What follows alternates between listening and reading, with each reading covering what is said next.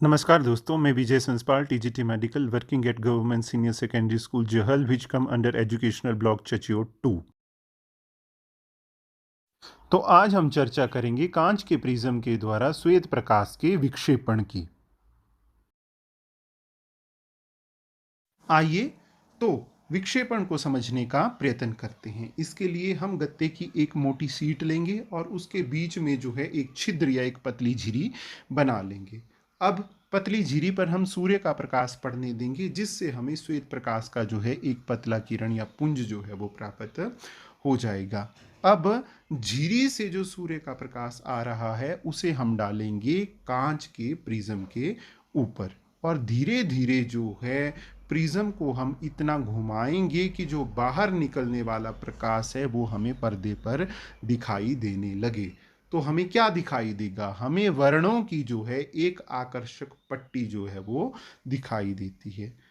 वर्णों की आकर्षक पट्टी तो हमें दिखाई दे रही है, पर यह पट्टी हमें क्यों दिखाई दे रही है, इसके बारे में जो है हम चर्चा करेंगे।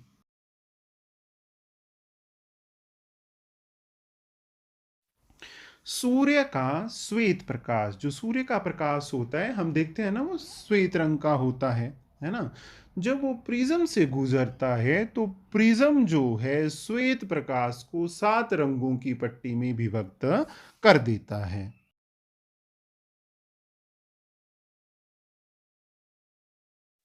ये 7 रंग हैं: बैंगनी, जामुनी, नीला, हरा, पीला, नारंगी तथा लाल।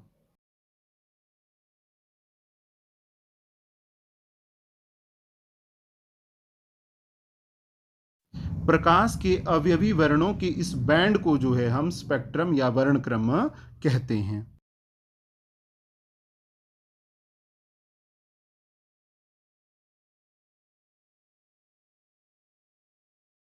प्रकाश के अवयवी वर्णों में विभाजन को जो है विक्षेपण कहा जाता है।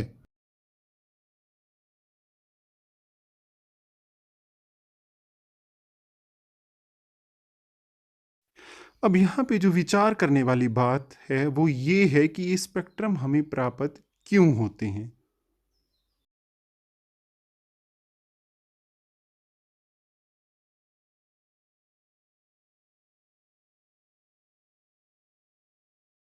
किसी प्रिज्म से गुजरने के पश्चात प्रकाश के विभिन्न वर्ण जो हैं आपतित किरण के सापेक्ष जो हैं अलग अलग कोणों पर झुकते या मुड़ते हैं।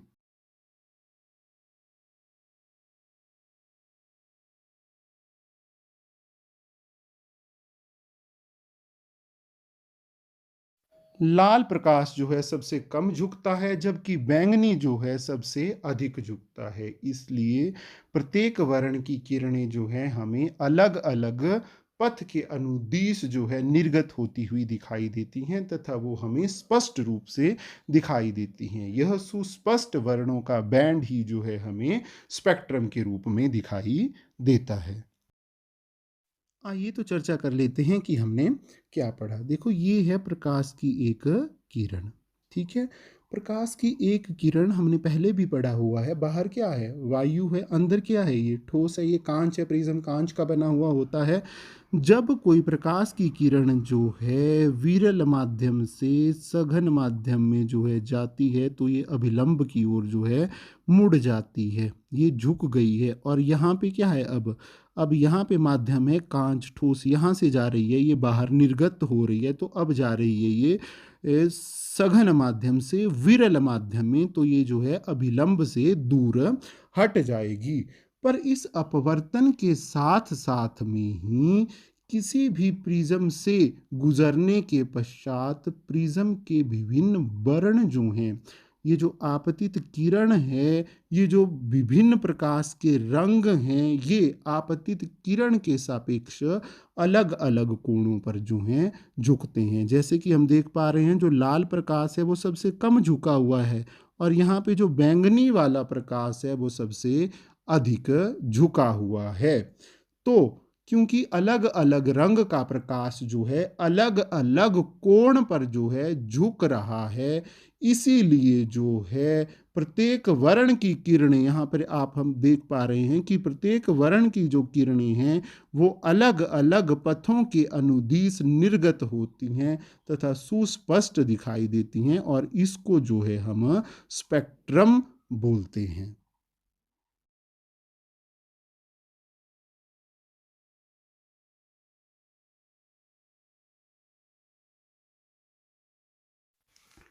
आइजक न्यूटन ने सर्वप्रथम सूर्य के प्रकाश का स्पेक्ट्रम प्राप्त करने के लिए कांच के प्रिज्म का उपयोग किया था। आइजक न्यूटन के बारे में आपको याद होगा, हमने नवम कक्षा में गति के नियम पढ़े हुए हैं। गति के नियमों का प्रतिपादन भी जो है न्यूटन ने किया है।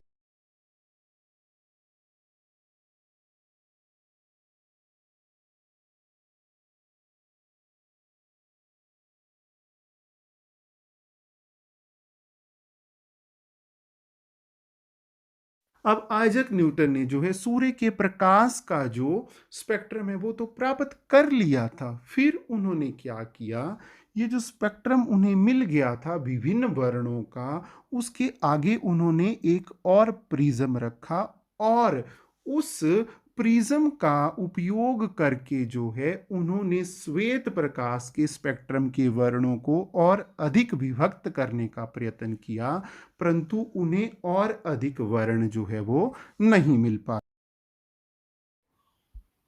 तो आइए जानने का प्रयास करते हैं कि न्यूटन ने क्या किया। न्यूटन ने जो है सूर्य के प्रकाश का प्रिज्म की सहायता से जो है स्पेक्ट्रम प्राप्त कर लिया। फिर ये जो रंगों का स्पेक्ट्रम था, इसके आगे जो है उन्होंने एक दूसरा जो है प्रिज्म रख दिया, ताकि ये जो रंगों का स्पेक्ट्रम प्राप्त हुआ था, इन रंगों को और अधिक विभक्त किया जा सके। ऐसा प्रयत्न जो है न्यूटन कर रहे थे, परंतु उन्हें और अधिक रंग जो हैं वो नहीं मिले। तो इसके बाद न्यूटन ने क्या किया, उन्होंने एक दूसरा सर्वसम प्रिज्म जो है पहले प्रिज्म के सापेक्ष उल्टी स्थिति में रखा। इससे स्पेक्ट्रम के सभी वर्ण दूसरे प्रिज्म से होकर गुजरे। उन्होंने देखा कि दूसरे प्रिज्म से श्वेत प्रकाश का किरण पुंज जो है निर्गत हो रहा है। आइए तो जानने का प्रयास करते हैं कि न्यूटन ने जो है क्या किया। तो देखो, उन्होंने जो है दो प्रिज्म लिए, एक प्रिज्म ए, दूसरा प्रिज्म बी। बी प्रिज्म को जो है उन्होंने ए प्रिज्म के सापेक्ष में उल्टा रखा। फिर उन्होंने क्या किया, श्वेत प्रकाश का जो है प्रिज्म ए की सहायता से जो है स्पेक्ट्रम प्राप्त किया, और इस स्पेक्ट्रम को जो है उन्होंने दूसरे उल्टे बी प्रिज्म से गुजारा, और उन्होंने पाया कि ये जो निर्गत जो हमारी किरण थी, ये श्वेत प्रकाश की किरण थी। और इस प्रेक्षण से न्यूटन को यह विचार आया कि सूर्य का जो प्रकाश है वो 7 वर्णों से मिलकर के बना है। और कोई भी प्रकाश जो सूर्य के प्रकाश के सदृश स्पेक्ट्रम बनाता है प्रायः श्वेत प्रकाश कहलाता है। इंद्रधनुष वर्षा के पश्चात आकाश में जल के सूक्ष्म कणों में दिखाई देने वाला प्राकृतिक स्पेक्ट्रम है। इंद्रधनुष वायुमंडल में उपस्थित जल की सूक्ष्म बूंदों के द्वारा सूर्य के प्रकाश के परिक्षेपण के कारण प्राप्त होता है, तथा यह सदैव सूर्य से विपरीत दिशा में बनता है। बारिश के बाद जो हमारा वातावरण है उसमें जल की छोटी छोटी बूंदें होंगी, और जल की ये छोटी छोटी बूंदें जो हैं छोटे छोटे प्रिज्मों की तरह जो है कार्य करती हैं। सूर्य के आपतित प्रकाश को ये छोटी छोटी जो बूंदें हैं जो प्रिज्म की तरह कार्य कर रही हैं, वो अपवर्तित तथा विक्षेपित करती हैं। इसके पश्चात जो है इस विक्षेपित तथा अपरिवर्तित किरण का जो है आंतरिक परावर्तन होता है, तथा फिर जल की बूंद से बाहर निकलते समय जो है प्रकाश का पुनः अपवर्तन होता है। इस तरह प्रकाश के परिक्षेपण तथा आंतरिक परावर्तन के कारण विभिन्न वर्ण जो है प्रेक्षक के नेत्रों तक पहुंचते हैं। तो आइए चर्चा करते हैं कि हमने क्या बात की। सबसे पहले जो श्वेत प्रकाश की किरण है जब अब देखो ये क्या है, ये जल की एक बूंद है जो कि बारिश के बाद में जो है वातावरण में उपस्थित है। ये छोटे से जो है एक प्रिज्म की तरह काम कर रही है। जब श्वेत प्रकाश की किरण इसके साथ टकराती है तो इस बिंदु पर दो प्रक्रम होंगे साथ में, एक होगा अपवर्तन और दूसरा हो जाएगा श्वेत जो प्रकाश है उसका विक्षेपण। तो दो चीज़ें हो रही हैं, ये जो ए बिंदु है इस पे दो चीज़ें हो रही हैं, एक हो रही है हमारा अपवर्तन तथा दूसरा हो रहा है हमारा विक्षेपण। अब यहाँ पे जो है तीसरा जो हमारी चीज़ है जो कि बिंदु बी पर हो रही है वो है इसका आंतरिक परावर्तन।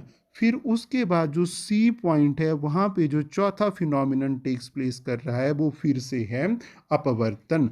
तो इस प्रकार जो है पहले क्या होगा, पहले सबसे पहले होगा हमारा प्रकाश का अपवर्तन तथा विक्षेपण, उसके बाद होगा आंतरिक परावर्तन, फिर उसके बाद जो चौथा फिनोमिनन है वो फिर से होगा अपवर्तन। और इस प्रकार ये जो किरणें हैं जो कि प्रकाश के परिक्षेपण और प्रकाश के आंतरिक परावर्तन के कारण जो है किसी व्यक्ति की आंखों तक पहुंचती हैं तो उसे जो है इंद्रधनुष दिखाई देता है।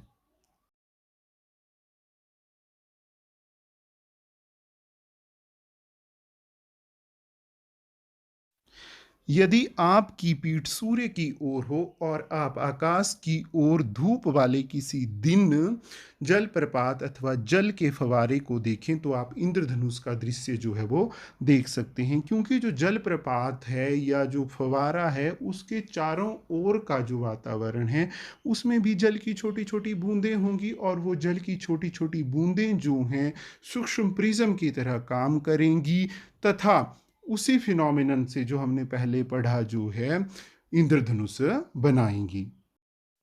वर्णों के क्रम को याद रखने के लिए हम न्यूमोनिक जो है हमारा बिब्ग्योर उसको भी यूज कर सकते हैं। वी मना वायलेट, आई मना इंडिगो, बी मना ब्लू, जी मना ग्रीन, वाई मैन येलो, ओ ऑरेंज और आर रेड।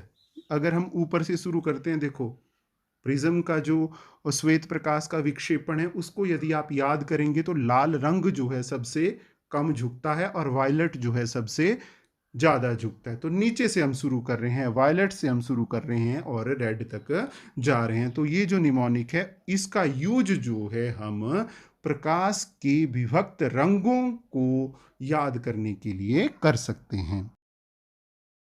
आइए तो जल्दी से दोहरा लेते हैं। आज हमने क्या पढ़ा, तो हमने पढ़ा कांच के प्रिज्म द्वारा श्वेत प्रकाश का विक्षेपण। सूर्य का श्वेत प्रकाश जब प्रिज्म से गुजरता है तो प्रिज्म सूर्य के श्वेत प्रकाश को 7 रंगों की पट्टी में विभक्त कर देता है और यह रंग हैं बैंगनी, जामुनी, नीला, हरा, पीला, नारंगी तथा लाल। और प्रकाश के अवयवी वर्णों के इस बैंड को जो है हम स्पेक्ट्रम या वर्णक्रम कहते हैं। और इस जो ये जो रंगों का इन वर्णों का जो क्रम है उसको याद रखने के लिए हम निमोनिक बिब्ग्योर का यूज भी कर सकते हैं। अब बात आई कि जो ये वर्ण हैं ये क्यों प्राप्त होते हैं, तो किसी प्रिज्म से गुजरने के पश्चात प्रकाश के विभिन्न वर्ण जो हैं आपतित किरण के सापेक्ष अलग अलग कोणों पर झुकते हैं।